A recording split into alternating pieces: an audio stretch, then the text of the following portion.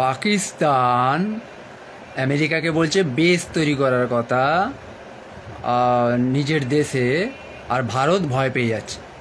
ভয় পেয়ে যাওয়ার কোনো ম্যাটারই নেই, কারণ এশিয়ার মধ্যে আমেরিকার সিআইএ যে এজেন্টের যে ঘাঁটি ছিল, মেন ঘাঁটি এশিয়ার মধ্যে, সেটা হচ্ছে পাকিস্তানেই ছিল। কোথায় ছিল? পাকিস্তানের মধ্যে সিআইএ এজেন্টের মেন ঘাঁটি ছিল। তো তখন যখন ভয় পায়নি ভারত, তা এখন ভয় পেয়ে লাভটা কি? ও চিন্তা করে লাভ নেই। তা আমেরিকার মেন সিআইএ এজেন্টের ঘাঁটি ছিল পাকিস্তানে। এটা হচ্ছে ঘটনা। আর আমি বেশি কিছু বলতে চাই না। আর ভারতের ভয় পেয়ে যাওয়ার কোনো ম্যাটার নেই এখানে, কারণ ভারত অনেক ক্ষমতাশালী দেশ আছে। তাই ভারতের দেখা উচিত, রগরটা দেখা উচিত। যদি বেস তৈরি করেই ফেলে, তা বেস তৈরি করবে কোথায়? বেস তো আগে ছিল, পাকিস্তানেই তো ছিল আমেরিকার বেস। আর রাশিয়া ভারতকে সাহায্য করেছিল একদম পুরো ফুল ফৌজ নিয়ে, মানে হচ্ছে নেভি। তো এটা সারা দুনিয়া জানে, ভারতও জানে রাশিয়া ভারতের বন্ধু। তা সেটা ভয় পেয়ে কোনো লাভ নেই, সেটা কোনো প্রবলেম নেই, মানে ভারতের কোনো প্রবলেম নেই, এটা চিন্তা করারও কোনো প্রবলেম নেই। ভারতের যদি 200টা পরমাণু বোম থাকে, ভারতের টার্গেট রাখা উচিত যে আমার কাছে 500 যেন পরমাণু বোম থাকে। ব্যাস, এবার তোমরা যা খুশি করো, আমরা দেখতে চাই, শুধু আমাদের ওপরে হাত যেন না পড়ে। এটাই হচ্ছে চিন্তাধারা করা উচিত। বেশ তৈরি করছে ভারত, চিন্তা করছে, ও করছে, চিন্তা করছে। ভারতের টেকনোলজির ওপরে বেশি গুরুত্ব দেওয়া উচিত, ভারতের টেকনোলজির ওপরে বেশি গুরুত্ব দেওয়া উচিত। টেকনোলজিকে ডেভেলপমেন্ট করা উচিত, টেকনিক্যাল মাইন্ড রাখা উচিত, আর বাচ্চাদেরকে টেকনিক্যাল মাইন্ড সেট করে দেওয়া উচিত from the beginning, from the school life থেকে। কলেজ লাইফ থেকে কিছু হবে না।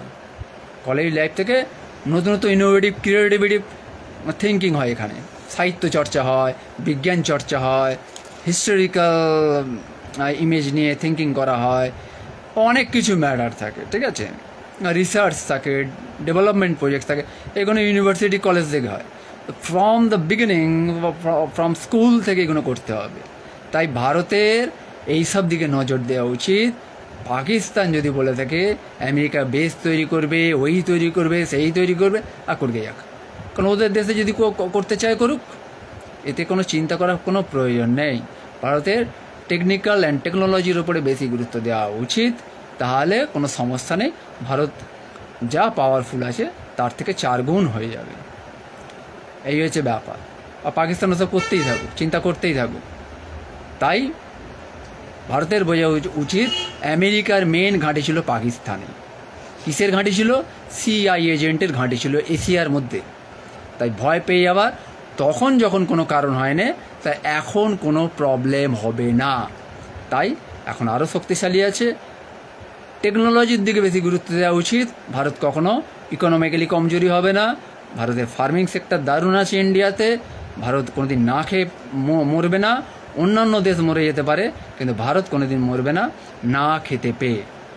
তাই ভারতের টেকনোলজির উপরে আরও গুরুত্ব বেশি দেওয়া উচিত, যেটা হচ্ছে কম আছে ইন্ডিয়াতে। টেকনিক্যাল মাইন্ডসেট করা উচিত, থিঙ্কিং করা উচিত, এইগুলোর ওপর বেশি জোর দেওয়া উচিত। তাই পাকিস্তান কি বলছে না বলছে, ও বাচ্চা ছেলের মতো বলছে, বলকে যাক, ও বলকে যাক, ওদের নিয়ে চিন্তা করে লাভ নেই। ভারতের 500টা পরমাণু বোম ভারতের কাছে যেন স্টক থাকে, ব্যাস। আর কিছু চিন্তা করার দরকার নেই। তুমি সদস্য হও বা না হও, ইউরোপিয়ান ইউনিয়নের সদস্য হও বা হচ্ছে ইউএনের সদস্য হও, কোনো টেনশন করার দরকার নেই। ভারতের কাছে 500টা পরমাণু বোম থাকলেই কাফি। এটা পরমাণু বোম দিয়ে তো ইকোনমিক্স গ্রো করে না, অর্থনীতিকে গ্রো করতে গেলে এক্সপোর্ট বাড়াতে হবে, ডোমেস্টিক ডিমান্ডের উপর চিন্তাভাবনা করতে হবে। আর বুস্টিং ডিমান্ড হচ্ছে টেকনোলজিকে তৈরি করতে হবে। বুস্টিং ডিমান্ড আছে, টেকনোলজিকে ইনক্রিজ অ্যান্ড টেকনিক্যাল মাইন্ড তৈরি করতে হবে, তাহলে কোনো টেনশন নেই। তাই পরমাণু বোম হচ্ছে 500টা থাকলেই হবে। আর ওটা থাকলেই যে শক্তি বৃদ্ধি হবে মোটেই তা নয়। ইকোনমিক্যালি অর্থনীতিকে গ্রো করতে গেলে ফার্মিং সেক্টর তো আছেই ভারতের গ্রোথ, এবং সেটাকে টেকনিক্যাল টেকনোলজিক্যাল আরও ডেভেলপ করতে হবে, স্কুল থেকে করতে হবে, এবং আরও গ্রোথ করতে হবে, এক্সপোনেনশিয়াল যেটা বলে growth, biological, physical, physics with mathematically mind, এইরকম করতে হবে। তাই পাকিস্তান হচ্ছে একটা ছোট্ট সোর্সের দানার মতো, ফু মারলেই উড়ে যাবে। তা ও বলছে আমেরিকাকে বেস করতে বলছে, ভারত চিন্তা করে যায় যদি বেস করে, বেস তো ছিলই প্রথম থেকে,